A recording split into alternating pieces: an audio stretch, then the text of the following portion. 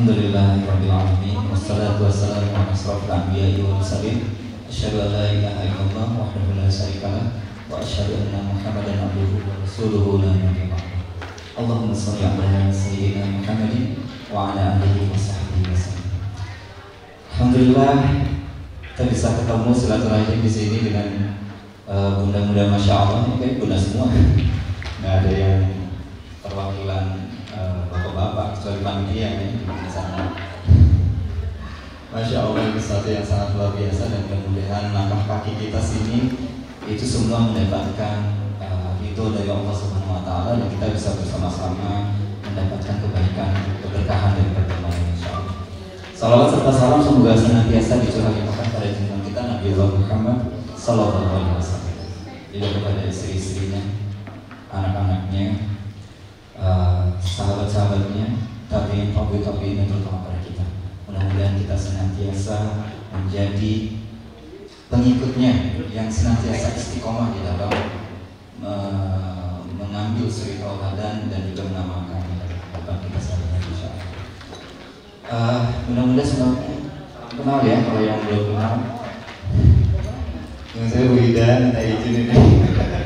Saya harus pamit dulu, minta izin sama guru nih kalau mau menyampaikan materi ini, karena juga sebenarnya saya sudah minta ke teman-teman SDI kalau saya ngisi boleh jangan materi ustaz gitu, atau jangan materi Parenti gimana ya, masya Allah gitu. Apalagi teman-teman semuanya lebih ahli dari saya daripada untuk masalah-masalah yang seperti ini ya. Kalau urusan strategi bisnis ini ya, motivasi bisnis boleh lah gitu. Kalau ada urusan yang begini, ini jadi bikin deg-degan ya, masya Allah. Jadi saya minta izin dulu sama Bu Ida. Jadi temanya kan tentang keluarga, harta yang paling berharga. Keluarga, harta yang paling berharga. Ini kalau bicara harta, saya coba memahaminya begini bunda ya. Kan kalau kita bicara harta dalam konteks yang arti sebenarnya ini kan kita bicara mal ya, harta. Jadi saya mencoba memahami tema ini seperti ketika kita bicara tema atau konteks wanita yang paling baik itu adalah sebaik-baik perhiasan adalah wanita yang solehah begitu ya.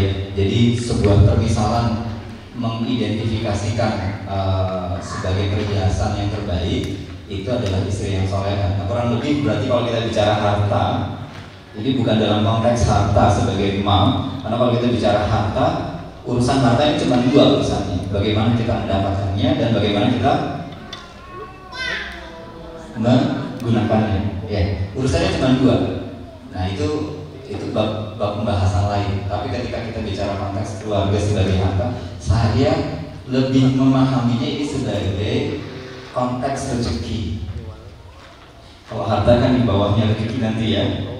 Kalau kita bicara rezeki, banyak sekali aspek yang sebenarnya akan bisa dibahas di dalam rezeki ini. Tapi kemudian ya kalau rezeki kita bicara yang materi dan imateri, segala sesuatu yang diberikan oleh Allah yang sifatnya materi dan imateri, yang diantaranya itu adalah istri dan anak dalam sebuah keluarga. Jadi ketika bicara rezeki, sebenarnya kita ini akan berhadapan dengan dua kondisi, ya. Karena kita akan bicara bagaimana mendapatkannya atau mengupayakannya. Artinya kan ada memang rezeki yang memang default dari Allah udah dikasih plak udah begitu. Tapi kemudian ada proses bagaimana mengupayakannya. Nah, masalah dalam bagaimana mengupayakan itu, ketika kita bicara rezeki, maka itu bicara sebuah jalan yang caranya itu bisa dibenarkan oleh Allah, diridhoi oleh Allah, atau yang caranya tidak diridhoi oleh Allah. Rezekinya datang dari Allah, tapi caranya tidak halal. Jadi ya, begitu. Jadi kalau caranya tidak halal, ya sudah, maka dia akan menjadi rezeki yang membawa pada murah. Ya. Dalam konteks seperti ini, Ini yang saya mencoba, karena kita nggak lagi bahas rezeki juga, ini kan kita lagi bahas keluarga gitu. Saya coba memikirkan kalau kita keluarga dan segala aspek yang di dalamnya yang berkaitan dengan rezeki itu, berarti kalau ingin seluruh rezeki kita itu menjadi baik terhadap segala proses dan lain sebagainya, maka kemudian sebenarnya apa sih yang harusnya kita upayakan? Atau kalau tadi harta itu lingkaran kecil, kemudian rezeki itu lingkaran kedua, begitu ya. Maka kita bicara lingkaran ketiganya yang besarnya itu apa? Ini yang saya mencoba berpikir mendalam, gaya-gayaan sih, mendalam ala saya begitu ya. Kurang lebih mencoba merenungi begitu kalau kita bicara. Kayaknya kan kita kadang-kadang kalau untuk urusan rezeki ini bicara keluarga yang kita harapkan, kayaknya udah susah payah minta ampun, tapi kok rumah tangganya, keluarga kita masih aja ada banyak masalah-masalah yang kemudian kita hadapi. Urusan harta, kekayaan juga itu masih lebih banyak kemudian masalah yang kita temui. Urusan kesehatan, urusan apa? Banyak sekali ya. Ketika kita bicara konteks rezeki itu, tapi ada isu-isu yang kemudian juga kita hadapi di sini. Maka lingkaran besarnya itu apa ya? Gitu, yang kemudian sebenarnya itu harus menjadi warna terhadap segala upaya yang kita lakukan di dalam kita menggapai rezeki-rezeki kita, termasuk di dalamnya adalah keluarga kita. Maka saya coba mengingat-ingat kembali apa yang dilakukan oleh Rasulullah SAW, terutama pasca Madinah. Saya sebenarnya sering membahas tentang ini, tapi dalam konteks, ada dua konteks sebenarnya yang dibahas. Yang pertama ini bagaimana dalam konteks Rasulullah sehari-hari di Madinah itu. Ketika bicara Rasulullah sehari-hari di Madinah itu ngapain aja, itu urusannya bicaranya tentang productivity, tentang habit, ya, tentang kebiasaan. Nanti kalau kita berkesempatan bicara tentang habit ya, The Power of Habit, ada bukunya, dua buku yang bestseller itu, The Power of Habit dan apa, Micro Habit atau apa, saya lupa ya. Atomic Habit, itu kan luar biasa, itu bestseller. Tapi sebenarnya Masya Allah, Rasulullah itu sudah mencontohkan betul itu bicara tentang habit itu dari kesehariannya Rasulullah. Nah, saya coba bahas kesehariannya Rasulullah, nanti dikaitkan dengan aspek yang tadi, ya, yang kurang lebih ini bicara dalam konteks harapannya nanti keluarga kita ini menjadi rezeki yang sangat menyenangkan dan membahagiakan bagi kita. Ya. Jadi kalau kemudian kita, dan saya yakin juga Bunda semua sudah tahu, makanya saya yang ingin saya sampaikan ini sebenarnya mungkin sebuah sudut pandang aja yang nanti bisa diterima atau enggak gitu ya, monggo kalau kemudian juga bisa kepakai.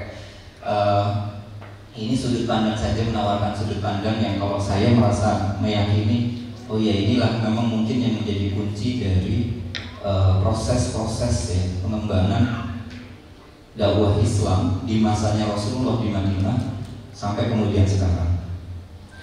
Coba kita tengok hasilnya ya. Kalau kita bicara aktivitasnya Rasulullah itu, di luar aktivitas beliau dan para sahabat itu berdakwah, berperang gitu ya, kemudian dan rihlah, maka aktivitasnya kan di Madinah. Dan di Madinah itu cuma 10 tahun.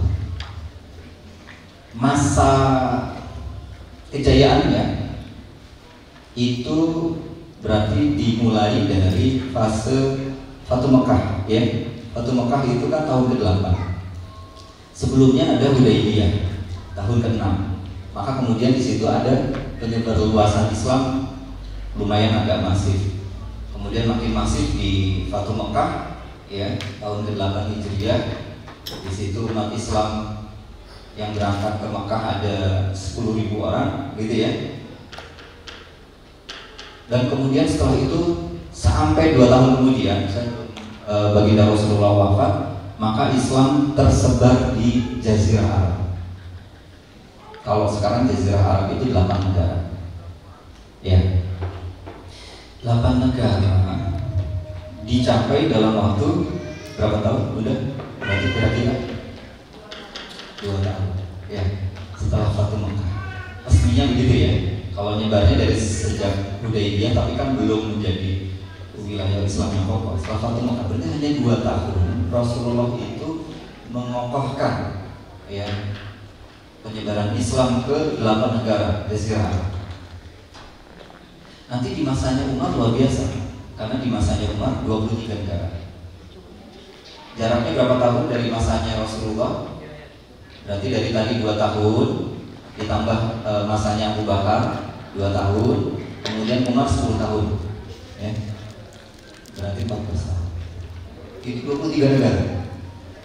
Oke, kita flashback lagi ke zamannya Rasulullah. Apa yang dikerjakan oleh Rasulullah dan para sahabat sampai kemudian hasilnya sampai seperti itu.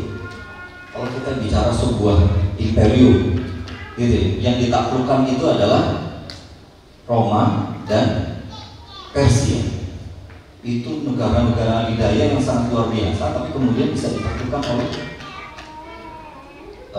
Rasulullah dan para sahabat. Ini kan luar biasa ya. Pasti ada sesuatu dari apa yang dilakukan oleh Rasulullah dan para sahabat sampai kemudian Islam itu bisa tersebar sedemikian luas. Ini kok jauh amat ngomongin keluarga. Ini sebenarnya buat alasan aja Bu Ida. Biar saya nggak terlalu nyambit-nyambit masalah keluarga gitu ya Bu Ida ya. Nanti yang urusan keluarganya Bu Ida langsung aja lah begitu. Yuk kita flashback apa yang dilakukan oleh Rasulullah. Mulainya dari apa? Dari bangun atau dari tidur? Hah? Dari tidur aja ya. Rasulullah tidurnya berapa kali Bunda? 3 kali ya, udah hafal ya. Udah hafal. Tidur malamnya awal setelah Isya, nanti bangun menjelang 2/3 malam, begitu ya. Berarti kira-kira jam 10-an something begitu. Kemudian setelah itu sholat sampai 15 menit menjelang subuh, kemudian tidur lagi pada saat subuh bangun. Nanti tidur laginya pada saat menjelang zuhur. Ya, jadi tidurnya 3 kali. Cuman dihitung jamnya, ya kira-kira 3 jam something ya, atau 2 jam something gitu tidurnya Rasulullah. Tapi saya nggak minta ibu-ibu bunda semuanya itu saya juga disambung, masya Allah. Tapi kita mau melihat satu pola ya, kita melihat satu pola. Kemudian nanti Rasulullah bangun, ya, bangun. Setelah itu sholat subuh berjamaah, ya, subuh berjamaah bersama dengan para sahabat. Nanti apa yang dikerjakan? Ya kadang-kadang nanti ada pelajaran hikmah, ada cuma ngobrol-ngobrol, kadang menafsirkan mimpi dan lain sebagainya. Itu yang dilakukan di waktu subuh di masjid sampai waktu syuruq. Ya, nanti pasti kalau setelah syuruq sholat, ya 2 rakaat. Karena itu mendapatkan pahala haji dan umroh sempurna. Oke. Setelah itu, syuruq, apa yang dilakukan? Rasulullah mendatangi rumah istri-istri satu-satu. Gitu ya Bunda ya.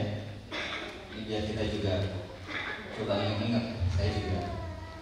Oh enggak, saya enggak mendatangi istri. Maksudnya waktunya ya. Kita ingat waktunya ya. Kita lagi bahas waktunya. Jadi setelah syuruq, Rasulullah mendatangi rumah istri-istrinya satu-satu. Apa yang dilakukan? Ngobrol, bersendagurau, bermesraan, berkomunikasi dengan intens, satu-satu sampai nanti ketemu waktu duha. Maka kemudian Rasulullah melakukan kajian ilmu duha, ya. Waktu duha ya sekitar jam mungkin jam 10-an atau setengah 10 gitu ya. Nanti kajian ilmu itu berarti nanti masuk majelis ilmunya Rasulullah. Setelah itu zuhur. Tadi kan kalau zuhur ada tidurnya dulu, ya. Kemudian balik ke masjid lagi untuk sholat. Baru setelah itu Rasulullah mengurusi urusan umat. Didatangi pasar-pasar, ya, tempat-tempat tertentu, ada urusan-urusan umat maka diselesaikan sebagai kepala negara, gitu ya.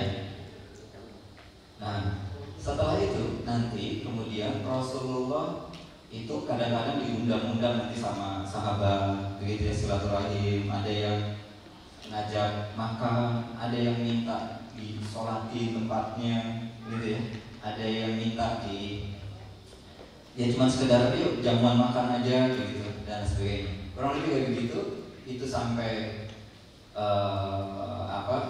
selepas asar, ya, sampai menjelang ya sampai kira-kira asar atau menjelang maghrib. Maka kemudian setelah itu Rasulullah kembali mendatangi rumah istrinya. Ya, Rasulullah nggak punya rumah ya, semuanya rumah istrinya gitu kan. Bilik-bilik gitu. Didatangilah rumah-rumah istrinya sampai kepada yang terakhir adalah rumah yang ditinggali di Nabi malam itu. Kemudian setelah itu maka ya biasa ya malam sampai malamnya kemudian tidur, gitu ya, seperti tadi berputar terus kayak gitu, kurang lebih. Nanti ada waktu-waktu yang di luar kebiasaannya, itu urusan-urusan yang lain, tapi tidak dalam konteks itu ya. Intinya itu rutinitas yang kemudian dijalankan. Sebentar, kayaknya ada yang salah ya. Ini kegiatan yang kayak begini bisa menaklukkan Jazirah Arab.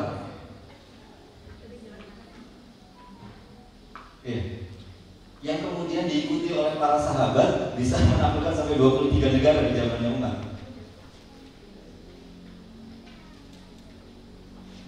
Saya juga nggak ketemu logikanya, benar. Gak kebayang ya. Maksudnya aktivitasnya kok kayaknya gitu-gitu aja ya. Terus bagaimana ceritanya kemudian itu semua bisa jadi sebuah kekuatan besar ya, yang kemudian diikuti oleh para sahabat dan generasi penerus sampai kemudian nanti kekuasaan Islam itu sampai pada lebih dari 2/3 dunia.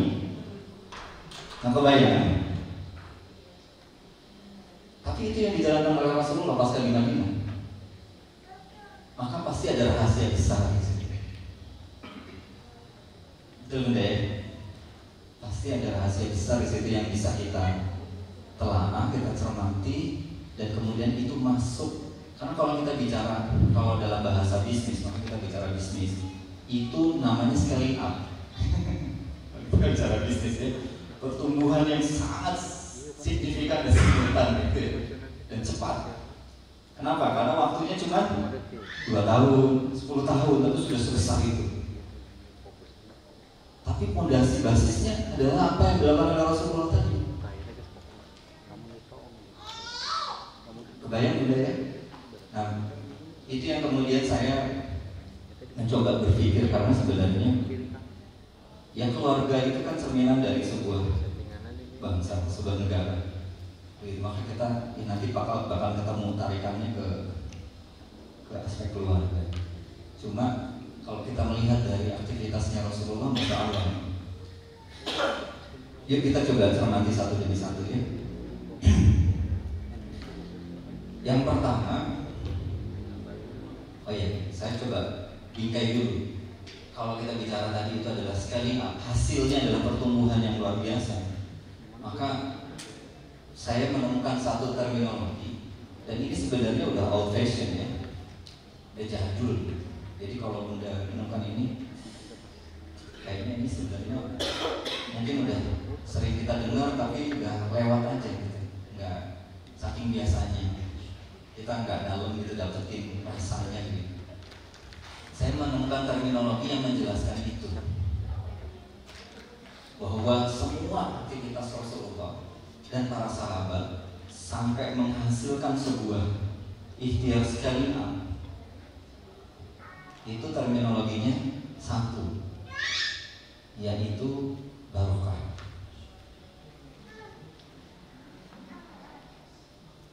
Agak mulai nyambung ya sama keluarga nih.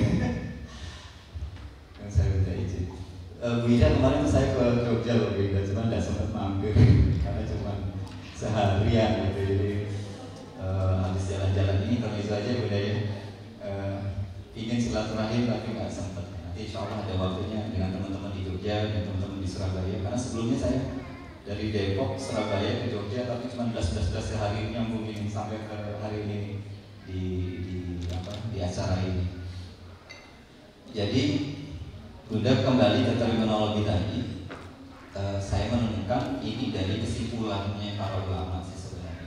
Ketika kita bicara apa yang capaian yang sedemikian cepat yang kemudian dihasilkan oleh Rasulullah dan para sahabat, terminologinya itu adalah barokah, berkah, gitu. Dari mana kemudian Rasulullah mencari keberkahan para sahabat? Jadi terminologi itu, kalau Bunda cek untuk di setiap aktivitasnya Rasulullah, maka yang dikejar itu adalah keberkahan. Jadi kalau kita bicara keberkahan, definisinya adalah kebaikan yang bertambah-tambah. Begitu ya, Bu? Itu terminologi dari Imam Al-Ghazali itu menyampaikan bahwa berkah itu kebaikan yang bertambah-tambah. Kalimat berkah sendiri dalam Al-Quran itu ada di 32 tempat, Bunda. Nah, saya konsul sama Ustadz karena saya nggak paham begitu ya. Dan ternyata di dalam 32 ayat yang berbicara tentang keberkahan itu berkumpul pada 3 aspek saja. Yang pertama itu adalah masjid, gitu ya. Yang kedua adalah Quran, dan yang ketiga adalah amal iman dan takwa. Jadi di 3 aspek. Ini menurut Ustadz ya, Bunda ya. Saya dapatkan dari beliau paparannya seperti itu. Jadi kita bicara pada 3 aspek tadi. Namun saya karena nggak hafal, saya harus bacakan ya kurang lebih 3 ayat saja yang mewakili kepada 3 aspek itu. Ya, yang pertama adalah di dalam Quran surat Ali Imran. Nah, ini ayat 96. Sesungguhnya rumah ibadah pertama yang dibangun untuk manusia adalah Baitullah yang berada di Makkah, maka yang diberkahi dan menjadi petunjuk bagi seluruh alam. Ya. Kemudian yang ayat kedua ini Al-An'am 155. Al-Quran ini adalah kitab yang kami turunkan lagi diberkahi. Ya, maka ikutilah dan bertakwalah agar kamu dirahmati. Oke. Maka ayat yang berikutnya itu di Al-A'raf ayat 96. Ini yang paling sering dibahas kalau ayat ini. Sekiranya penduduk negeri-negeri beriman dan bertakwa, niscaya kami akan membukakan untuk mereka berbagai keberkahan dari langit dan bumi. Akan tetapi mereka mendustakan para rasul dan ayat-ayat kami, maka kami menyiksa mereka disebabkan oleh apa yang selalu mereka kerjakan. Masya Allah. Ini ayat yang berbicara tentang keberkahan dari 32 ayat tadi ya. Makanya saya nggak mau banyak bahas ayatnya karena bukan ahli tafsir dan studi ini. Tapi kita bicara 3 konteks yang kemudian diliputi oleh keberkahan itu ada di mana, Bunda? Di masjid, Al-Quran. Coba kalau kita tadi rangkum apa yang dilakukan oleh Rasulullah kira-kira.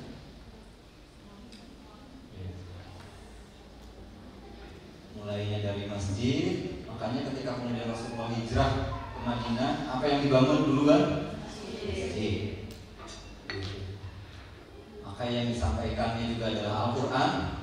Ya. Nah, kemudian juga bicara tentang amal iman dan takwa. Oke. Kita bicara yang dari setiap aktivitas itu kemudian saya mencoba menyimpulkan ada beberapa upaya untuk kita bisa mengambil keberkahan itu, ya, untuk bisa kemudian kenapa apa yang dilakukan oleh Rasulullah sampai dan para sahabat sampai kemudian keberkahan itu berlimpah ruah di zamannya Rasulullah dan para sahabat, karena kemudian budaya yang membedakan, bahkan ketika sebuah negeri itu dipenuhi oleh keberkahan, itu adalah seperti negeri yang baldatun thayyibatun wa rabbun ghafur itu loh. Ada lagunya. Itu bicara dengan negeri apa? Pak Bey, Madian ya kalau salah ya. Sabah, oh iya, sorry. Sabah ya, negeri Sabah. Karena pada saat itu kan itu berbuah sangat banyak, hasil tanamannya luar biasa, ya. Sampai kemudian diserang karena kemudian lupa ya bahwa itu semua dari Allah, maka kemudian dikirimkan hujan, ya, lebat yang membawa penyakit. Kemudian buah-buahannya hasil pertaniannya jadi rusak. Di zamannya khalifah tertentu itu sampai ada digantung satu kantong yang isinya butiran gandum, benar. Tapi ini bulirnya itu besar-besar, ya. Dan kemudian dikasih tulisan, bulir gandum ini dihasilkan ketika pemerintahan atau kekhalifahan, ya, kerajaan itu dipenuhi oleh keberkahan. Ini bukan di zaman itu. Itu digantung aja untuk jadi pengingat orang-orang pada zaman itu. Jadi pernah di satu masa, begitu ya, negeri itu diberkahi luar biasa sampai kemudian gandumnya saja besar-besar dan luar biasa. Jadi keberkahan yang meliputi sebuah negeri itu hasilnya bahkan sampai kepada pertaniannya. Aku bayang ya. Ini yang memang kemudian dilakukan oleh Rasulullah dan para sahabat karena paham betul konsep itu. Maka yang dilakukan pertama kali ketika di pagi hari, saya coba mengambil intisarinya. Yang pertama adalah mencari di waktu-waktu yang dipenuhi dengan keberkahan. Ya, mau beramal atau kemudian bekerja atau kemudian beribadah di waktu-waktu yang dipenuhi oleh keberkahan. Waktu apa itu tuh Bunda? Subuh. Kemudian setelah itu pada asar, ya kan, subuh pada subuh ya, nyambung ya sampai fajar ya, suruh. Kemudian setelah itu asar, pada asar ya. Setelah itu sepertiga malam, 2/3 malam. Itu luar biasa. Jadi di waktu itu aktivitasnya itu luar biasa. Maka kemudian kita akan mendapati para sahabat Rasulullah itu pasti akan meramaikan waktu fajarnya. Dan kemudian bahkan Rasulullah secara khusus mendoakan, berkahilah umatku di waktu fajar, ya. Jadi itu yang kemudian sahabat nanti itu sama Allah, karena beliau kemudian buka toko dari waktu subuh. Siapa yang mau beli buka toko di waktu subuh? Enggak, bukan nyari pembeli, nyari apa? Nyari berkah. Begitu. Makanya setelah buka toko di waktu subuh, nanti sama Allah, ya Allah, saya sudah melakukan sebagaimana doanya Rasulullah, maka saya minta apa yang dijanjikan. Begitu. Bayang ya, konsep itu seperti itu dipahaminya oleh para sahabat. Jadi kemudian para sahabat Rasulullah dan para sahabat mencari itu semua, ya, di waktu-waktu yang diberkahi. Nah, makanya kita juga akan melihat nanti waktu itu diisi dengan ibadah yang sangat luar biasa, yaitu misalkan sore harinya, kalau itu waktu yang mustajab ya dari sisi doa. Ya. Maka Rasulullah pasti kita akan tahu kebiasaan Rasulullah di pagi dan petang. Ya, itu yang kedua, Bunda. Jadi di dalam rangka mencari keberkahan yang sangat luar biasa itu, maka itu akan diisi dengan zikir dan doa. Maka dipenuhi hari-harinya Rasulullah dan para sahabat itu dengan zikir dan doa, terutama di dua waktu, yaitu pagi dan sore. Ya, paham ya? Jadi udah kebayang ya. Nanti maka aktivitas, karena paham betul itu, maka Rasulullah sendiri mencontohkan berapa kali Rasulullah beristighfar, Bunda? 100 kali. Ya. Nanti kita berarti Bunda berapa kali istighfar? Amin, alhamdulillah. Ya. Kalau bisa lebih dari itu. Kenapa? Karena Rasulullah saja yang dijamin masuk surga istighfarnya 100 kali. Nah kita yang masih gak jelas begini aja, istighfarnya cuma gak ada sholat doang. Padahal kemudian jaminannya Allah itu kepada orang yang beristighfar itu luar biasa. Apa? Rezekinya berlimpah, ampunan dari Allah, wah segala macam. Itu baru dari istighfar ya, belum dari zikir-zikir yang lain. Ya, mudah-mudahan bisa selesai ya, setengah jam lagi. Masya Allah. Nanti bisa diskusi setelah itu. Baru dari zikirnya seperti itu ya. Oke. Istighfarnya saja itu akan membuka pintu-pintu rezeki, membuka keberkahan yang sangat luar biasa. Sampai ketika kemudian ini diimplementasikan ya di masanya tabi'in, begitu ya. Kita tahu cerita yang sangat masyhur, ceritanya siapa? Imam Ahmad. Imam Ahmad bin Hanbal ketika kemudian datang ke sebuah kota, kemudian dia kemalaman datang di kota itu, mau nginep di masjid, tapi diusir, kepatarannya juga diusir. Di depan masjid ada rumah yang masih nyala, kemudian diundang nama orangnya untuk menginap di situ. Dan Imam Ahmad melihat yang dikerjakan oleh penjual roti itu lagi apa? Ngolemin roti, tapi lisannya nggak pernah lepas dari istighfar. Jadi kalau lisannya nggak pernah lepas dari istighfar itu udah berapa kali dia mengucapkan istighfar? Lisannya, ibadahnya simpel ya. Lisannya nggak pernah berhenti mengucapkan istighfar sampai kemudian Imam Ahmad nanya, ya saudara, begitu ya.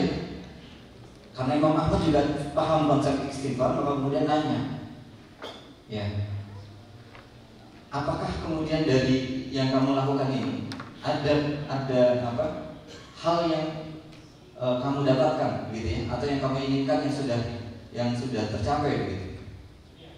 Maka beliau menyampaikan, saya sudah mendapatkan semuanya kecuali satu. Nah, kalau ya, karena ini masuk ditanya. Sudah dapetin semuanya kecuali satu. Ditanya apa? Saya itu sangat ngefans. Nah, ini kalau ngefans tuh idolanya itu ulama besar gitu kan. Saya sangat ngefans sama Imam Ahmad, tapi jauh di kota lain dan dia adalah pembuat roti. Kan harus bikin roti tiap hari di situ. Dan saya berdoa sama Allah, saya ingin ketemu sama Imam Ahmad. Cuma satu lagi itu, yang lainnya sudah saya dapatkan. Itu Bunda ya. Baru kemudian, Masya Allah, kata Imam Ahmad, ini yang bikin saya itu kok gak enak banget hatinya, bikin ke kota ini, saya harus datang ke kota ini, begitu. Tapi saya nggak tahu ada apa di kota ini. Ya sudah, saya jalan aja ke sini. Ternyata diketemukan dengan orang yang punya amal istighfarnya setiap saat. Masya Allah. Jadi yang kedua tadi adalah zikir dan doa. Makanya kemudian nanti teman-teman akan melihat, Bunda semua juga tadi seperti yang tadi saya sampaikan. Maka para sahabat itu betul-betul mencari, karena itu ada di masanya Rasulullah. Maka ya dari Rasulullah itu mencari doa-doa yang terbaik dari Rasulullah. Caranya gimana? Maka kemudian nanti sahabat mengundang Rasulullah, begitu ya. Ada menyembelih kambing, menyiapkan roti, makan bareng-bareng, dan setelah itu minta didoakan sama Rasulullah. Jadi, bahkan ada yang kamar ini, ingin kamarnya diberkahi, minta disolatin sama Rasulullah. Gitu. Dan kemudian kita didoakan sama Rasulullah. Maka kalau kemudian kita ada kebiasaan ya meminta doa dari ulama, orang-orang soleh, karena sebenarnya mengikuti. Alat berkah itu ya kayak begitu gitu ya. Dari berkah itu ya begitu. Mendapatkan berkah dari doa orang-orang soleh itu luar biasa.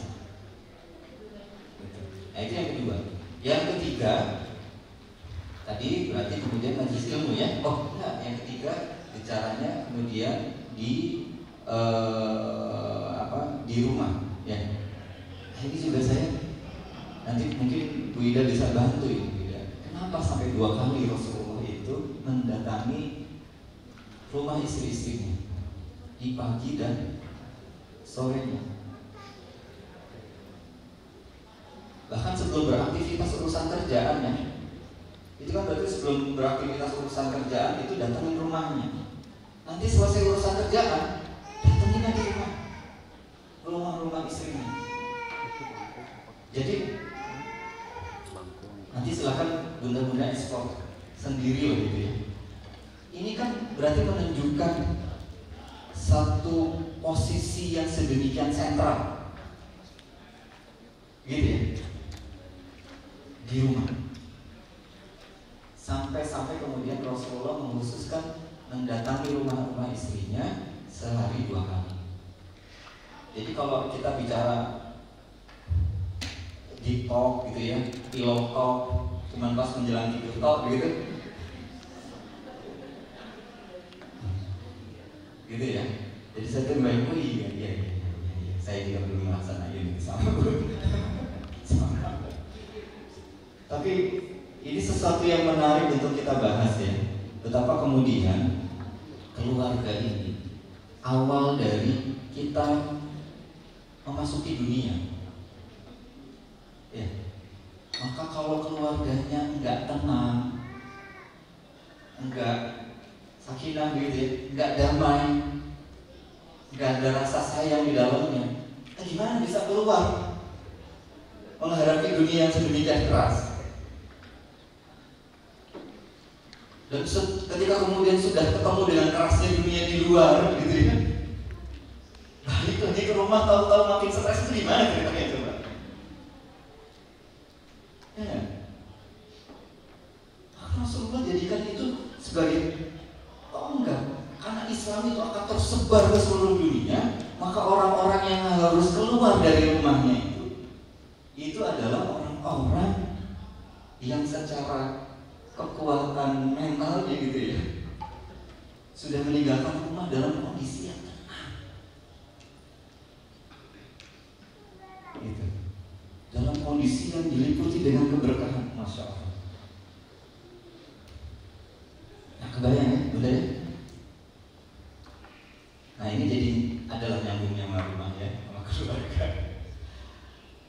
Nah, silakan nanti digali lebih dalam lagi Bunda, karena mungkin ini jadi satu pembahasan yang menarik gitu, kenapa Rasulullah itu 2 kali datang ke rumah istrinya. Jadi pilotoknya 2 kali ya Bunda. Sih, nggak dengan pilot lagi. Jadi ruang tamu tok gitu ya, atau apa tok gitu ya. Iya. Karena dari rumah lah baru kemudian Rasulullah keluar bersama para sahabat urusan umat, begitu ya, urusan umat. Nanti kembali lagi ke rumah. Nah, ini fundamental yang sangat kuat yang memang harus kita kawal dan kita gali lebih dalam. Saya yakin waktunya enggak mencukupi kalau kita bahas di sini, tapi mudah-mudahan nanti kita ada waktu lain ya. Tentunya dengan para expertnya yang memang mendalam di situ. Nah, setelah itu apa? Duha, majelis ilmu, oke? Maka yang dibahas di dalam majelis ilmu apa Bunda? Al-Quran. Oke, karena Al-Quran adalah sumber dari segala ilmu, maka rujukan yang terutama yang dibahas adalah Al-Quran. Dan kemudian kita bicara majelis ilmunya, tujuannya apa? Yang pasti karena kemudian kita bicara ilmu, banyak sekali aspek yang nanti akan sangat bermanfaat bagi pola pikir, pemahaman, konseptualisasi, bahkan pada strategi. Maka itu adalah momentum yang sangat luar biasa di dalam momentum pembinaan masyarakat. Tapi kemudian apa yang kemudian digarisbawahi di dalam proses majelis ilmu itu mudah, karena kemudian disampaikan oleh, saya lupa sahabat atau ulama begitu, yang menyampaikan bahwa ilmu itu tidak ada manfaatnya kalau hanya sebatas pengetahuan. Ilmu itu baru akan bermanfaat, barokah, begitu ya, kalau kemudian ada dua hal. Ilmu itu disampaikan, dan yang kedua ilmu itu diamalkan. Jadi konsep majelis ilmunya Rasulullah, maka kemudian Abdullah bin Mas'ud, begitu ya, pernah Abdullah bin Mas'ud radhiyallahu anhu itu pernah memprotes tabi'in, ya. Berarti ini orang-orang yang bertemu dengan para sahabat. Beliau menyampaikan, bukan begitu cara kami mengakrabi Al-Quran, maksudnya mempelajari Al-Quran. Kenapa? Karena pada saat itu para tabi'in itu sibuk menghafalkan Al-Quran, hafal luar biasa, gitu ya. Tapi Ibnu Mas'ud menyampaikan kemudian, bukan begitu cara kami mengakrabi Al-Quran. Kata Abdullah bin Mas'ud, kami baru beranjak dari satu ayat ke ayat yang lainnya setelah satu ayat itu kami amalkan terlebih dahulu, baru kemudian pindah ke ayat berikutnya. Ya begitu ya. Itu yang disampaikan oleh Abdullah bin Mas'ud kepada tabi'in, ya, ketika memprotes, kenapa ngapalin, sibuk ngapalin, gitu ya. Kata Abdullah bin Mas'ud, ya, kami itu baru beranjak pindah dari satu ayat berikutnya setelah kami mengamalkan ayat itu. Jadi ketika kemudian mengajarkan dan mengamalkan apa, kita bisa bayangkan keberkahan dari ilmu tersebut. Oke, itu poin yang ke berapa hari ini? 3 atau 4? Saya lupa. 4 ya? Oke, 4. Berikutnya adalah apa? Bekerja keras, berusaha. Karena itulah yang kemudian mendatangkan keberkahan, karena Rasulullah itu sempat memegang tangan yang kasar dan menciuminya, begitu ya. Rasulullah itu sambil menangis, ini adalah tangan orang yang masuk usaha, kan kemudian bekerja keluar untuk urusan-urusannya. Maka itu kemudian ketika dibingkai dengan cara-cara yang benar, halal, begitu ya, maka keberkahannya akan sangat luar biasa. Mencari harta, diantaranya kemudian juga dilakukan. Nah, nanti ada hal-hal yang kemudian kita akan ketemu situasi yang unik, begitu ya. Karena kalau kita bicara bekerja dan kemudian mencari harta, berikhtiar, begitu, untuk menafkahi keluarga, maka kita perlu melihat bahwa bukan banyaknya yang penting, tapi kembali berkahnya yang penting. Imam Syafi'i ini pernah didatangi oleh seseorang yang kemudian mengeluhkan kehidupannya. Dia bilang, ya Imam, saya penghasilannya 4 dinar. 4 dinar kira-kira berapa? Sekarang 1 dinar sekitar 5 jutaan ya? Ya, sekitar 5 juta. 5 jutaan ya? Maka 4 dinar itu 20 juta. Kalau dengan kondisi sekarang banyak nggak? Banyak ya? SU, 20 SU untuk. Oh, 20 SU. Amin. Karena kan nggak nyambung kalau. Jadi, ya ceritakan itu. Termasuk bermain SU. Jadi datang ngeluh bunda, karena kemudian dengan 4 dinar ini nggak cukup, kurang aja. Tahu-tahu ada urusan aja, dia kemudian menghabiskan penghasilannya sampai kurang, keteteran. Sampai kemudian Imam Syafi'i terus nanya, kamu kerjaannya apa? Coba jelaskan job desk-nya. begitu ya kalau bahasa sekarang ya. Jelaskan job desk-nya gitu. Dijelasin kerjanya gini. Oke, kalau gitu minta ke majikan. Mintanya minta apa? Kalau kita merasa penghasilannya kurang, mintanya apa? Naikin gaji. Imam Syafi'i nyuruh minta turunkan gaji 3 dinar.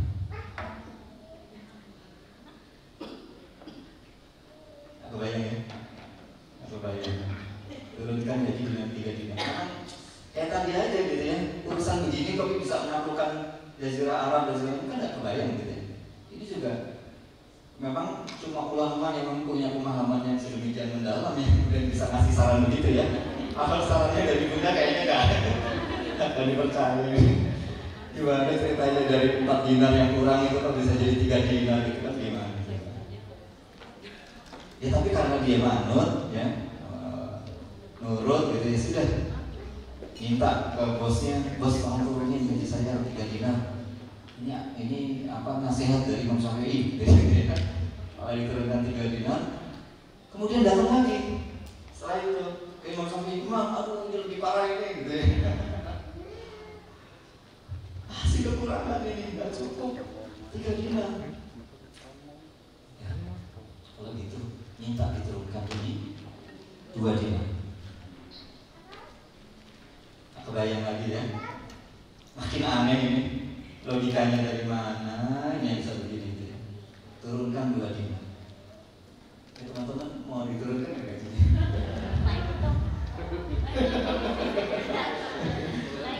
Bunda mau komisinya dipotong? Masya Allah.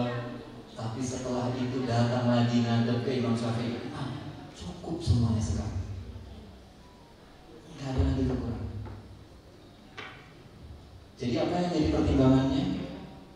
Karena job desk-nya menurut Imam Syafi'i layaknya dihargainya cuma 2 dinar. Jadi Imam Syafi'i khawatir yang 2 dinarnya lagi tidak berkah. Paham ya? Sampai segitu dalamnya ya kalau ulama mikir dia. Kita nggak ngerti kayak gitu. Saya juga geleng-geleng kepala itu emang. Ada ya? Kayak Rasulullah. Bentar ya, ini cuma contoh aja kan memang ini ada dalam ini misalnya Rasulullah didatangi oleh sahabat yang mengeluhkan miskin terus. Ya. Ini memperbaiki karena ingin beramal lebih baik. Sahabat kan begitu. Kemudian disuruh apa? Sudah punya istri kan? Ya sudah nikah lagi. Coba kan gitu ya, nikah lagi kalau gini kalau kondisinya susah kayak payah kayak begitu, suruh nikah lagi. Nikah lagi nyuruh Rasulullah dia nikah. Yang ini nggak usah lah Pak. Iya. Saya tutup pembicaraannya ya. Tenang, udah tenang. Saya nanti akan konklusikan ya, biar nggak menghebohkan. Ya. Karena setelah itu kemudian datang lagi sama Rasulullah. Ya Rasulullah ini makin sulit gitu ya. Karena satu aja susah ini apalagi 2. Kata Rasulullah, ya wis nikah lagi sama. Yang ketiga sama. Datang lagi ke Rasulullah, sulit ya Rasulullah. Ya sudah nikah lagi. Sampai yang keempat maksimal, begitu ya. Maka kemudian setelah nikah yang keempat makmur. Sejahtera. Semua masalahnya kemudian yang dikeluhkannya terselesaikan. Begitu ya. Tapi Bunda ini konklusinya, memang nasihat Rasulullah itu memang berlaku spesifik. Ya, belum tentu sama yang lain. Ya, spesifik ya. Jadi belum tentu sama. Karena Rasulullah menasehati sahabat dengan pemahaman terhadap sahabatnya. Betul? Paham bahwa sahabat ini bukan orang yang malas, paham? Bukan orang yang susah mencari rezeki, maksudnya bukan susah berikhtiar, bukan yang pemahamannya, konsepnya terhadap rezeki itu salah. Jadi spesifik karena pemahamannya, sebagaimana ketika Rasulullah menasihati sahabat yang lain, la taghdab, jangan marah, spesifik. Walaupun juga bagus ya, kita juga memang harusnya jangan marah. Tapi sahabat itu karena memang dia suka marah, makanya dinasihati. Makanya ini juga begitu. Ya kalau mau dipraktekkan bisa. Nah, maksudnya kan logikanya, kalau kita suka begitu ya, kalau Ustaz Lukman itu suka menasihati kita, ini memang logikanya. Jangan pakai logika akal pikiran manusia gitu. Kalau udah yang begini-begini itu, karena akal kita tuh nggak nyampe. Kayak tadi Imam Syafi'i, gimana dari 4 dinar jadi 2 dinar jadi cukup? Gimana yang miskin dari 1 istri jadi 4 istri, 4 jadi cukup? Jadi kaya Bang. Jangan ya dibagi.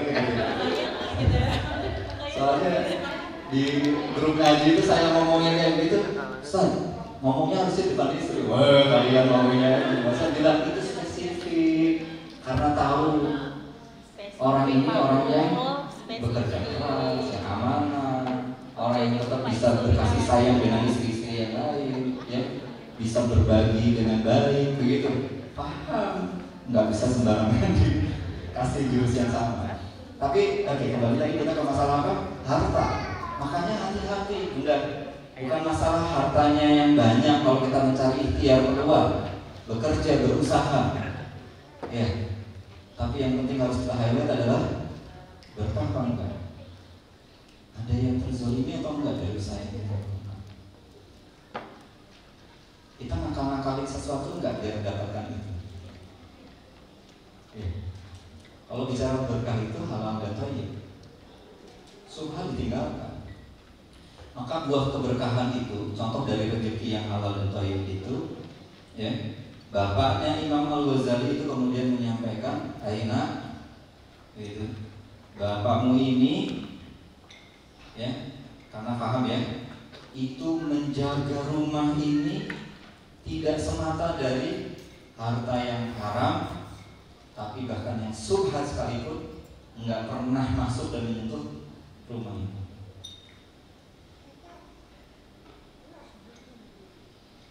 Ya, hasilnya siapa? Imam Al-Ghazali. Ya. Yang tadinya pernah buta Imam Al-Ghazali itu. Tapi kemudian didoakan oleh ayah bundanya sembuh. Kekuatan doanya Masya Allah berarti. Orang-orang saleh. Ya itu yang dijaga, nggak pernah, bahkan yang subhat sekalipun. Maka kemudian kalau kita bicara apa yang diupayakan, sekali lagi rumusnya, yang penting adalah berkahnya, dan berkah itu hati-hati betul dengan yang haram dan yang syubhat. Masya Allah ya, luar biasa ini kalau bicara kayak begini, panjang sekali ini. Jadi maka yang kemudian masuk makanannya, masuk ke keluarganya itu adalah yang baik-baik. Hasilnya diolah di dalam darah itu adalah yang baik-baik. Maka kemudian hidayah menjadi mudah, ya, dan segala kebaikan juga jadi mudah. Jadi kita harus berhati-hati udah. Kadang-kadang kita tuh suka iseng bikin nakal-nakal sesuatu. Kita suka merasa khawatir. Saya kalau ini dilakukan kayak gini berkurang dong pendapatan saya. Saya kalau kayak begini berkurang dong pendapatan saya, gitu ya. Saya ingin nambah-nambah dari yang kayak begini. Nakal-nakalin gitu ya. Dia bisa dapetin orderan gitu. Kita perlu ngecek yang begini. Perlu ngecek.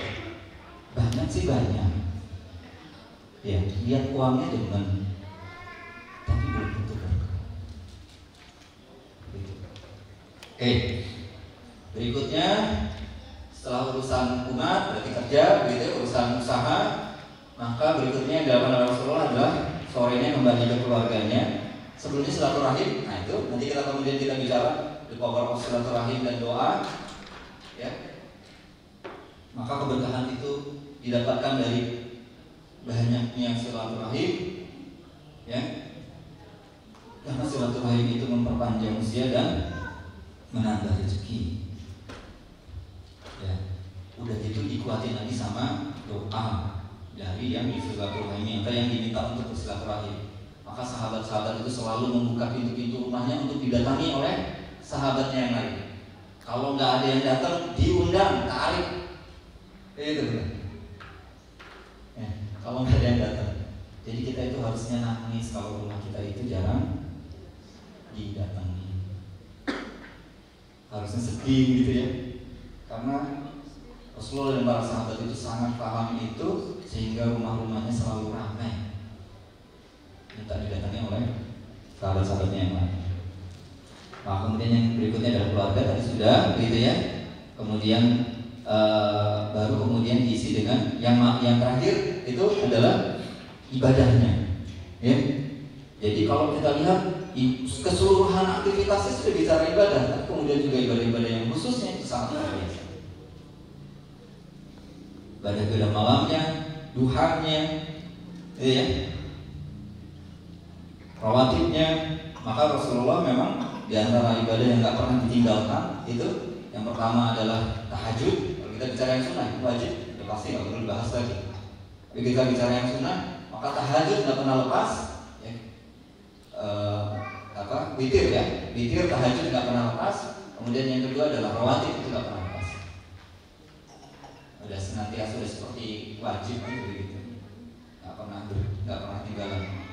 Baru kemudian ibadah yang lain, ya, kemudian dan ibadah-ibadah sunnah, masya Allah. Kekuatan ibadah yang luar biasa itu kalau semuanya dilihat, maka disitulah letak dari keberkahan. Ya, itu kenapa kemudian karena paham betul juga tentang konsep ini, ya. Siapa penakluk Palestina? Saya sering lupa namanya. Salahuddin, ya, Salahuddin Al-Ayyubi itu suka ngontrol camp-camp, tenda-tenda pasukannya di mana, gitu. Jadi kalau dia mendapati satu tenda ini lagi ngaji, dia tersenyum. Nanti tenda yang lain lagi pada sholat, dia mulai dia senang. Tapi ketika tenda yang lain ada yang tertidur, yang banyak yang tertidur gitu ya, maka kemudian Salahuddin bilang, inilah yang akan menjadi penyebab kekalahan atau kehancuran dari umat. Begitu ya. Jadi konsepnya begitu. Paham betul. Dari setiap ibadah yang dilakukan, maka kemudian itu akan mendatangkan keberkahan. Bunda, kalau kayak begini, maka bagaimana? Kan sudah kebayang ya. Ini kan konsep ketika dibawa sebagai sebuah masyarakat nanti, dalam konteks masyarakat ini. Tapi itu awalnya dari mana? Awalnya dari keluarga. Maka kemudian kalau kita bicara konsep keluarga yang akan menjadi harta yang paling berharga, begitu. Kalau cuma harta doang, tapi bikin rumit, bikin ruwet, gitu kan ngapain kita punya harta yang banyak, ya, punya anak banyak, tapi juga nggak bisa, ya, malah jadi bikin pusing. Gitu. Harta banyak tapi kemudian bikin, ya, tekanan batin dan seterusnya, ngapain? Maka kalau mau jadi yang berharga, kan yang kita carikan tadi, maka bicara istri aja adalah riasan yang paling utama itu adalah istri yang salehah. Maka bicara keluarga adalah keluarga yang isinya dipenuhi dengan keberkahan sebagaimana yang adalah masalah. Ya, maka bicara aktivitasnya seperti yang tadi. Ya nggak harus mirip kayak begitu, berat, berat juga. Tapi kita taruh intisarinya ya. Ada satu pola yang kemudian dibangun dalam rumah tangga itu, dalam keluarga itu, yang memang kemudian bisa kita amalkan. Yang pertama terhadap waktu, yang kedua terhadap doa dan zikir tadi, gitu ya. Dan juga doa-doa dari orang-orang yang ada di luarnya, ya. Yang ketiga dari ilmu, majelis ilmu, ya. Keluarga itu juga menjadi sebuah tempat untuk majelis ilmunya orang-orang yang ada dalam rumah itu. Kemudian yang keempat itu adalah tempat berikhtiar yang halal dan thayyib, begitu ya. Yang kelima tempat untuk silaturahim dan berkumpul untuk mendapatkan kebaikan-kebaikan dan seterusnya. seperti yang tadi disebutkan, maka insya Allah keluarga itu menjadi keluarga yang baik. Tempat ibadah yang sangat baik di dalam itu, maka insya Allah. Nah masalahnya juga kemudian di keluarga itu, ini yang saya coba cermati, kenapa kemudian Rasulullah sampai 2 kali ya ke situ. Berarti ada yang lain juga selain aktivitas tadi. Karena ini sebuah konsep negara kecil, maka kita juga bicara ada lainnya, ada yang lain juga yang kita bicarakan dari aspek keberkahan yang perlu kita pikirkan juga. Karena ketika bicara sebuah negara, maka di situ ada bicara fungsi dan peran yang memang harus kita jaga. Jangan sampai kemudian ketika kita bicara kayak begitu, konsep dari sebuah negara kan maka ada kemudian ada pemimpinnya dan ada yang dipimpinnya, gitu ya. Maka kita juga harus paham, oh kalau kayak begitu untuk kita bisa melihat proses keberkahan itu juga diantara yang kemudian harus dikawal, maka di dalamnya itu juga ada peran atau fungsi yang betul-betul jelas, gitu ya. Siapa yang menjadi qawwam, siapa yang kemudian mengikutinya, misalkan, atau kemudian aspek-aspek yang lain. Karena yang perlu kita jagai adalah jangan sampai kemudian rumah tangga itu atau keluarga itu justru tidak berkah karena proses-proses yang ada di situnya. Ya, hartanya sudah, amal ibadahnya sudah. Biasanya bunda-bunda ini kalau udah bicara ibadah udah lebih jago, begitu ya. Tapi kemudian di aspek lain malah menjadi penyebab terhadap tidak hadirnya keberkahan di dalam sebuah keluarga. Jangan sampai kebalik ya, yang jadi qawwam malah bundanya lebih gagah daripada ayahnya, begitu ya. Kan gawat tuh kayak begitu. Ya. Fungsi qawwam ini nanti jelas kan ya, kalau fungsi qawwam itu memang harus melekat pada laki-laki. Maka di antara fungsi utamanya itu adalah fungsi kepemimpinan dan fungsi pengambilan keputusan. Ini hati-hati nanti juga kalau yang begini-begini itu sampai kemudian berpindah tugas gitu. Ya. Ibadahnya sudah, jadi tempat ilmunya sudah, nanti prakteknya. Karena kalau kemudian kita bicara dalam konteks yang pemahaman yang mendalam, maka peran-peran itu juga harus diperhatikan. Itu sebagai sebuah pemahaman yang komprehensif, yang luas. Ya. Karena kemudian sebagaimana dicontohkan oleh Rasulullah dan para sahabat, setelah itu keluar, ya, berbagi tugas untuk kemudian mengurusi negara, dan di rumah juga ada istri-istrinya yang memang kemudian mengurusi urusan-urusan. Bukan berarti kemudian nggak boleh keluar bunda semua, karena kita juga melihat ada Ibunda Zainab misalkan ya, yang kemudian aktif berperan di dalam berbisnis, berusaha, ya. Tapi kemudian yang tetap harus dijaga adalah fungsi dan peran. Karena itu yang kemudian nanti bisa meresikokan keberkahan di dalam proses.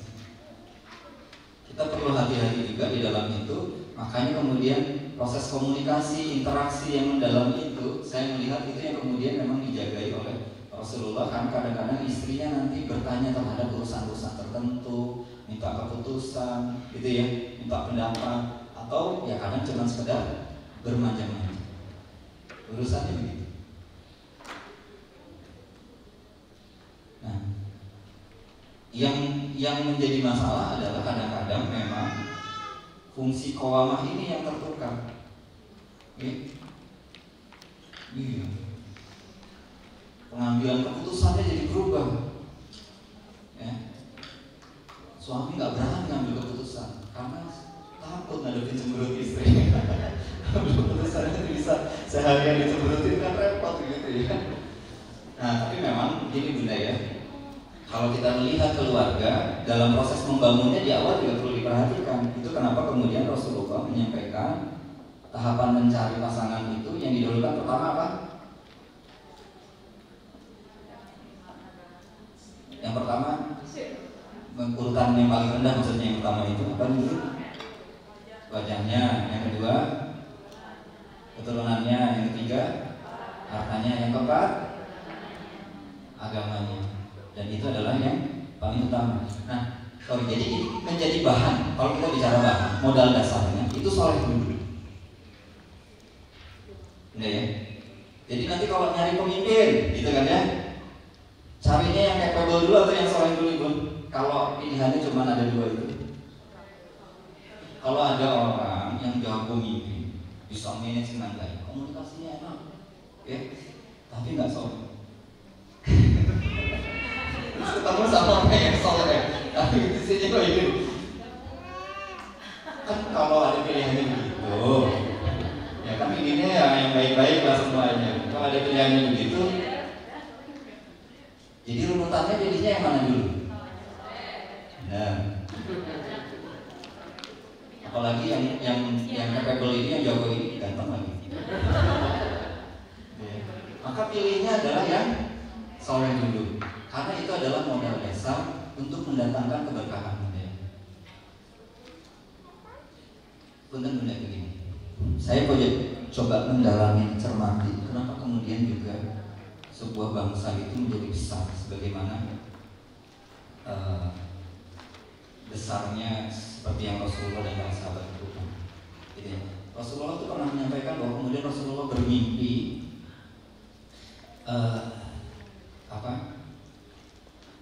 cukup nggak ya?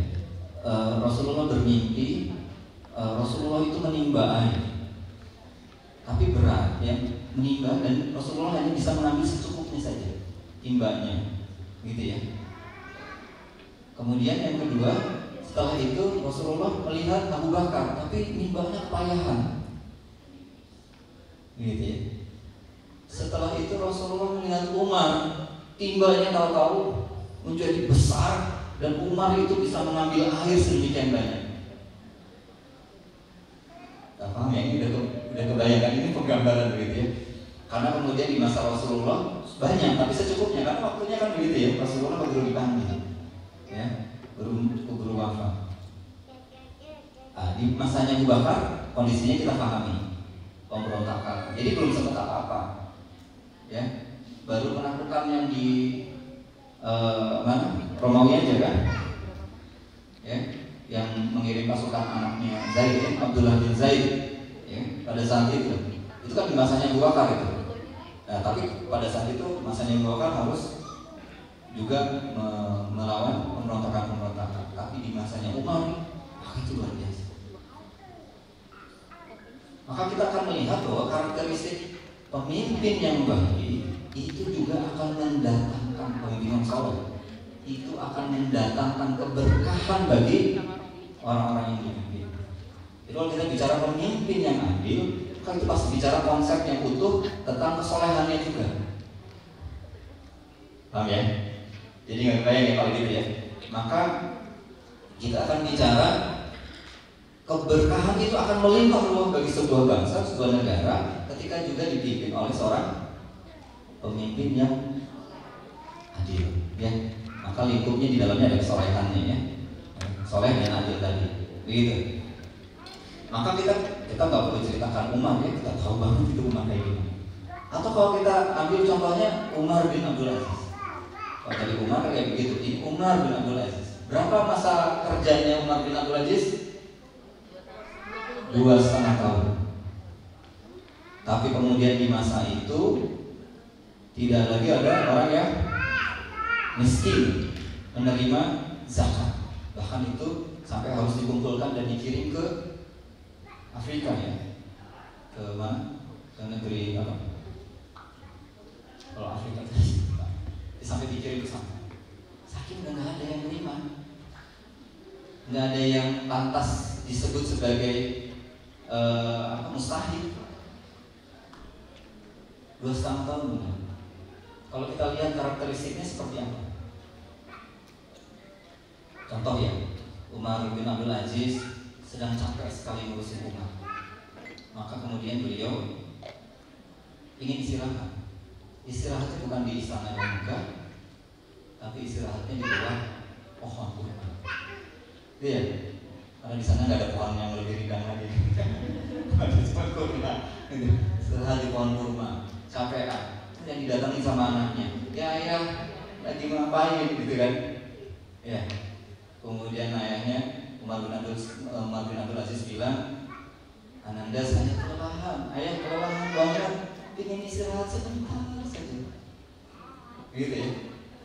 Tapi kemudian anaknya bilang, ayah, apakah ayah yakin nanti beberapa menit kemudian ayah masih hidup? Begitu? Masih ada usia begitu ya untuk kemudian menghabiskan waktu dengan beristirahat seperti itu. Maka kemudian langsung bangun nih Umar bin Abdul Aziz dan langsung ngurusin lagi urusan umat. Malam harinya ketika lagi sibuk mengurusi umat juga, terang lampu kerjanya didatangi oleh kerabatnya, kemudian bilang saya ada urusan nih. Ditanya dulu sama Umar bin Abdul Aziz, urusannya urusan apa? Urusan keluarga atau urusan umat? Ini urusan keluarga. Oh setelah dimatikan lampunya, diganti sama lampu yang lebih kecil. Ditanya, kenapa diganti? Ini dibiayai sama negara. Yang ini yang dari uang saya. Gitu ya? Paham ya? Itu udah melingkupi semua konsepnya. Bicara hartanya, jaga ibadah, begitu. Bicara amanahnya, bicara konsep-konsep yang secara keseluruhan. Maka kemudian negara yang bisa dipimpin oleh pemimpin yang kayak begitu, maka yang datang adalah keberkahan. Oke, kita tarik ke tempat yang lebih kecil, yaitu keluarga. Maka bisa dibayangkan keluarga yang seperti apa yang dipimpin oleh pemimpin keluarga yang seperti itu. Kita lihat keberkahan ya, lagi-lagi kita lihat keberkahan. Udah, saya ketemu dengan beberapa kasus. Bu Ida pasti punya banyak cerita. Keluarga yang baru menikah, tadinya suaminya gagal, PD-nya luar biasa, 3 tahun sudah kemudian habis. Setelah itu dia menjadi orang yang minderan, nggak percaya diri, dan kemudian seperti yang nggak punya masa depan. Gara-gara apa? Kemudian yang datang adalah kata-kata negatif yang kemudian dia selalu datang. Ya. Atau nanti kayak begitu sebaliknya. Karena memang ini suatu kondisi yang memang kalau kita bicara keluarga, maka ini bicara peran-peran dan fungsi yang tadi saya sampaikan, yang harus kita jaga betul-betul. Tugasnya ayah ini luar biasa, karena ar-rijalul qawwamuna 'alan nisa, dan dia adalah pemimpin dalam keluarga yang paling bertanggung jawab terhadap keluarga tersebut. Tanggung jawabnya besar banget. Maka kemudian Rasulullah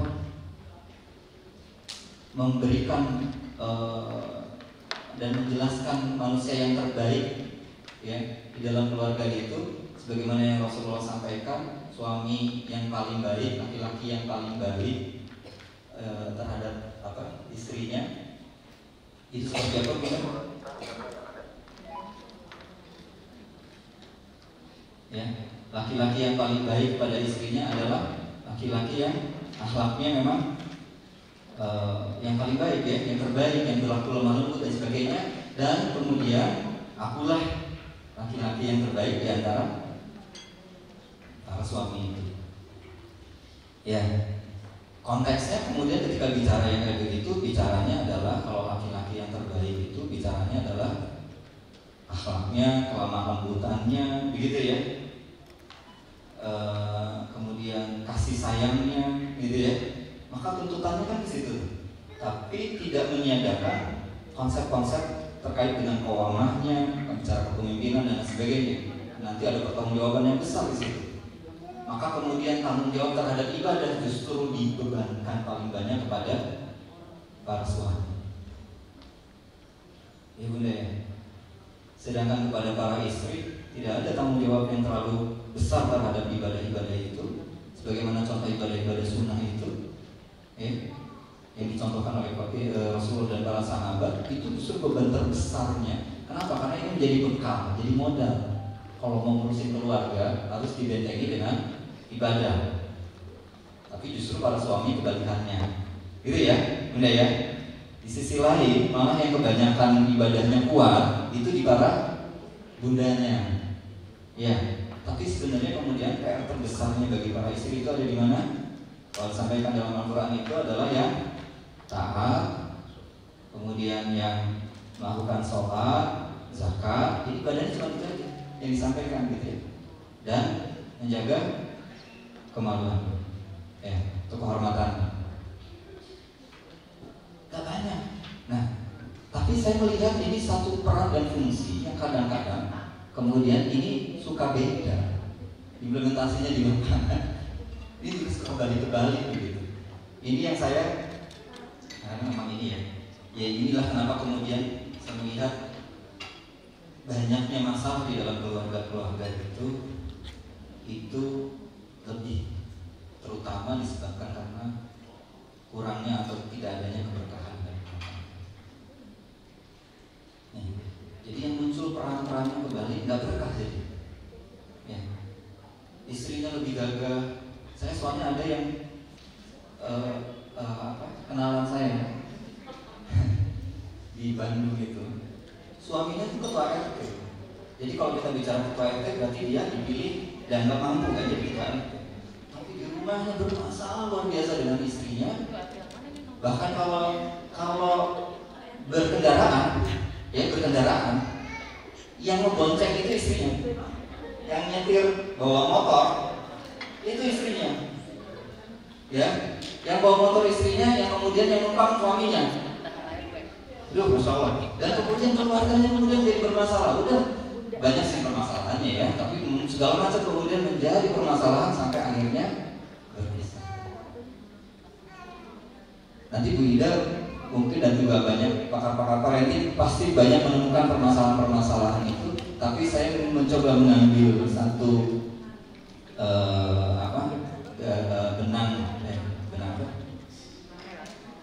benang merah ya. Saya nyari warna yang benang hitam nggak cocok. Yang cari benang merahnya itu karena masalah-masalah keberkahan.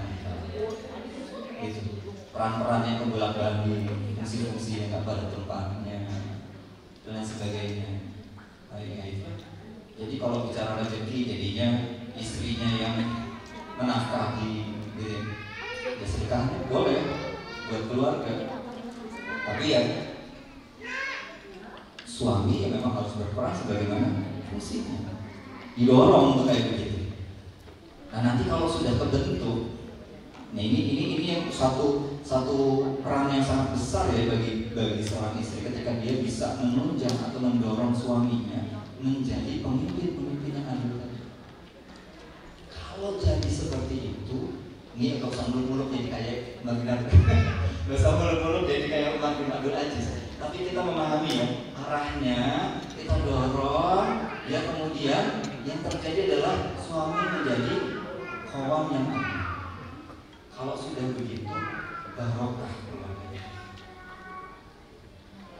Jadi kalau keberkahan itu masuk ke dalam sebuah harta, maka harta itu akan menjadi berlimpah, ruah dan mencukupi.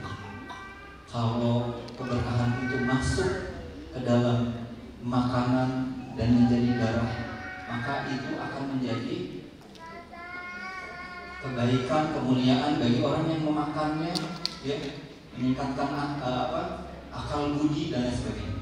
Kalau itu masuk juga ke dalam badannya, maka itu akan menyehatkan, membaikkan.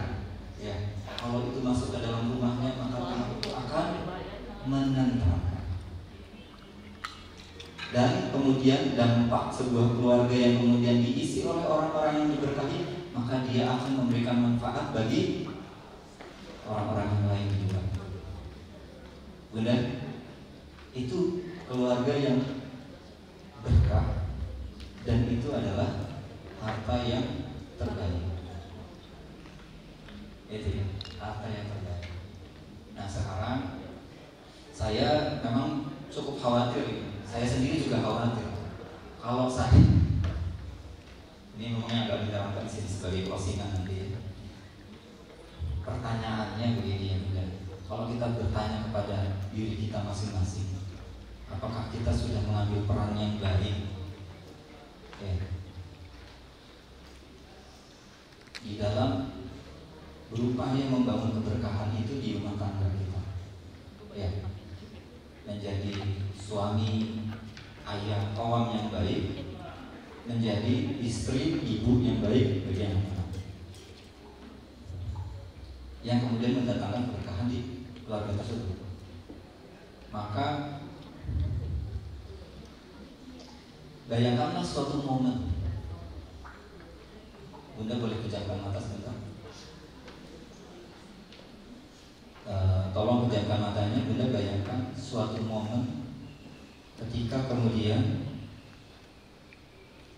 Bunda semua, ayah juga yang ada di sini, itu berada dalam yaumul hisab, di penghisaban. Bunda dikumpulkan, ayah dikumpulkan di dalam tempat tersebut, begitu ya. Dan kemudian ditanya, begitu, oleh Allah terhadap semua yang kita lakukan. Dan kemudian ditanya pasangan kita, kira-kira apa yang akan dijawab oleh pasangan kita, apa yang akan dijawab oleh anak-anak kita terhadap kita.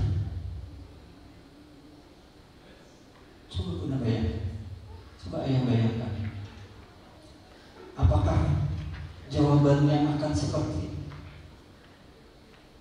ya Allah, saya gak rela ayah saya masuk surga sedangkan saya masuk neraka. Ayah saya gak pernah ngajarin saya sholat, ayah saya gak pernah ngasih contoh menyuruh dan kemudian berbuat baik, mengajarkan kebaikan-kebaikan itu kepada kami anak-anaknya. Maka saya gak rela ayah saya masuk surga.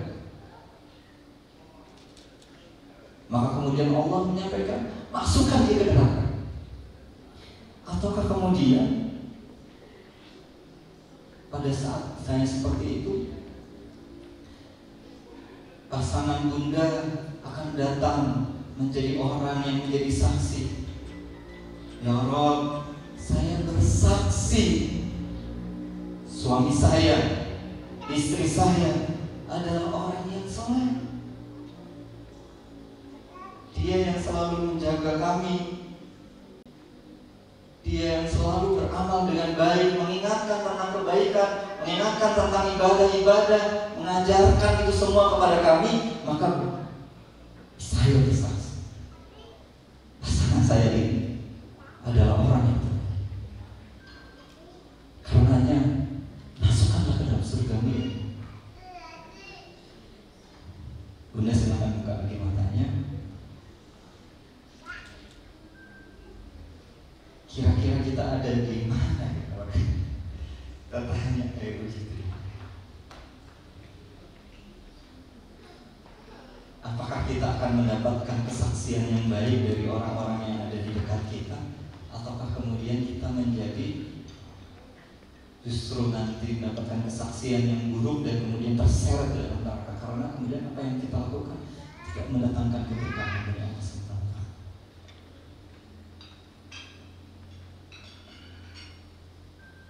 Jadi Bunda, apa yang kita lakukan hari ini, apa yang kita mudah-mudahan kita dapatkan hari ini, saya berusaha mengingatkan terutama bagi saya sendiri.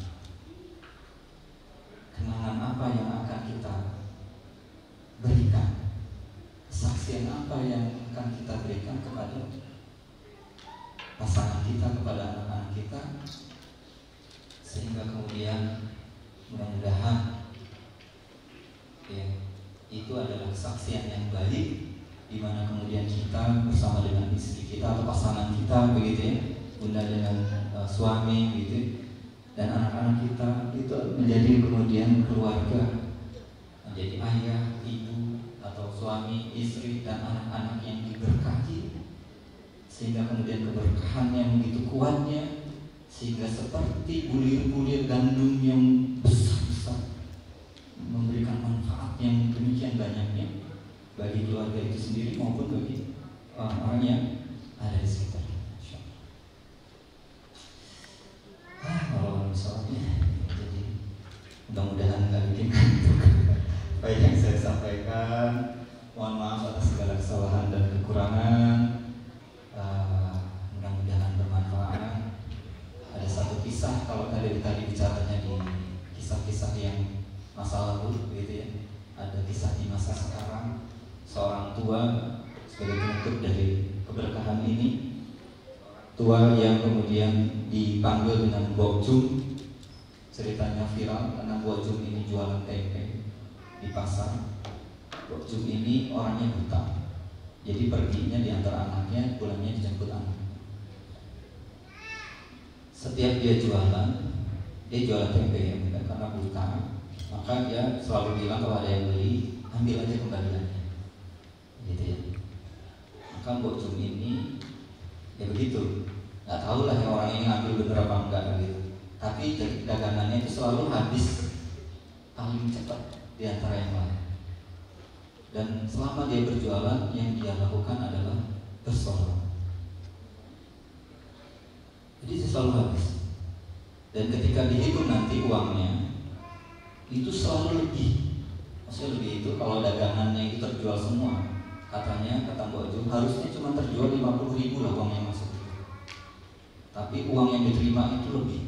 Kadang lebih 100.000, kadang lebih 200.000, ya, kadang sampai 300.000 sama Mbak Jum ini. Kemudian sisanya dimasukkan ke kas masjid.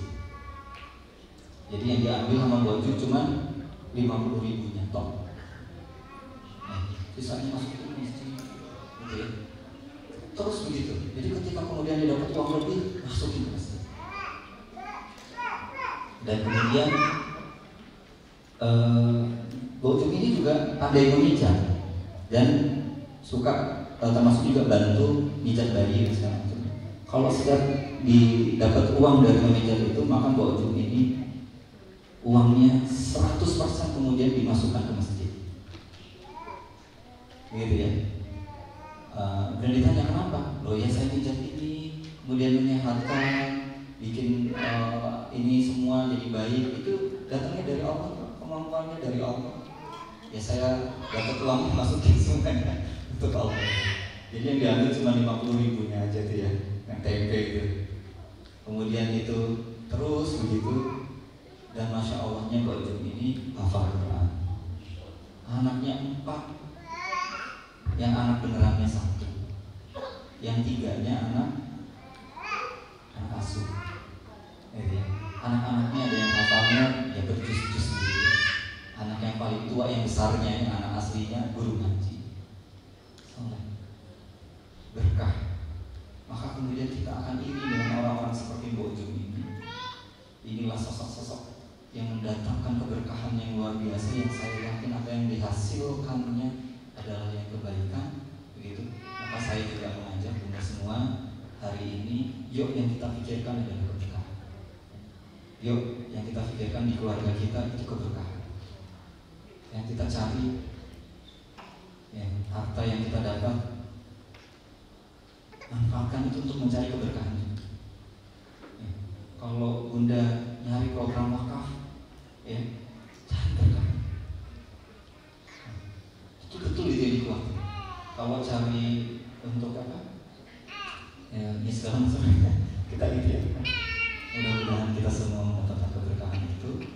Sebagaimana doa kalau kita kemudian dalam pernikahan, barakallahu laka wa baraka alaika wa jama'a bainakum, kita doa nikah aja bilangnya berkah, berkah. Itu juga nanti menarik ya, kenapa dibahasnya. Nah, itu yang disampaikan itu. Ya, tapi karena kita bahas dari awal sampai akhir itu mudah-mudahan memberikan manfaat. Mohon maaf atas kesalahan dan kekurangan. Wabillahi taufiq wal hidayah. Assalamualaikum warahmatullahi wabarakatuh. Waalaikumsalam warahmatullahi wabarakatuh. Beri tepuk tangan kepada